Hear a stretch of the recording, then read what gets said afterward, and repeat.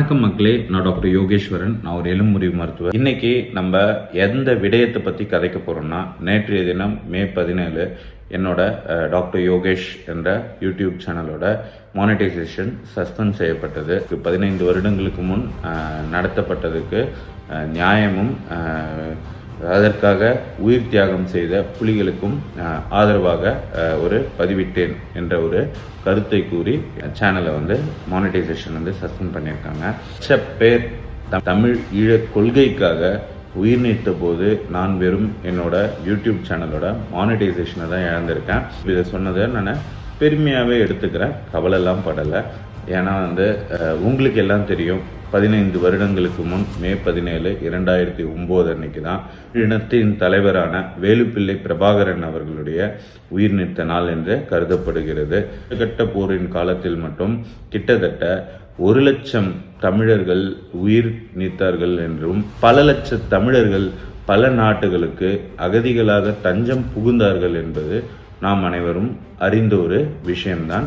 அவ்வளோ பேர் உயிர் இழந்திருக்காங்க, அவ்வளோ பெரிய இனப்படுகொலை நடந்திருக்கு. 15 வருஷம் ஆகுது, அதுக்கான நியாயம் இன்றளவும் கிடைக்கவில்லை.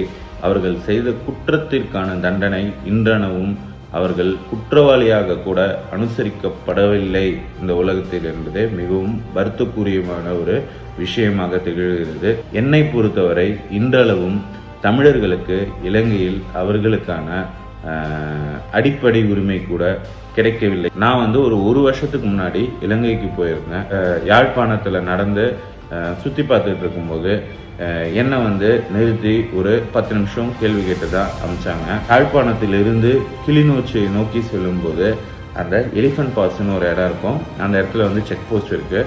பஸ்ஸில் நிறுத்தி என் பேகை செக் பண்ணி என்னை செக் பண்ணி கேள்வியெல்லாம் கேட்டு அதுக்கப்புறம் தான் என்னை அனுப்புனாங்க. இந்த மாதிரி இன்றளவும் தமிழர்கள் மேல் உள்ள ஒரு சந்தேக பார்வை இருந்து கொண்டுதான் இருக்கிறது.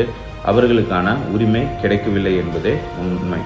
போலீஸாராகட்டும், இராணுவமாகட்டும், அது எல்லாத்திலுமே சிங்கள இனத்தவர்கள் மட்டும்தான் இருக்கிறார்கள் என்பதை கண்கூட பார்க்க முடிகிறது. என்னை பொறுத்தவரை காலத்தின் கட்டாயமாக தமிழர்களுக்கான உரிமை மறுக்கப்பட்டு கொண்டே இருந்தால் நிச்சயம் ஒரு நாள் எதிர்காலத்தில் தமிழீழம் அமைந்தே தீரும்.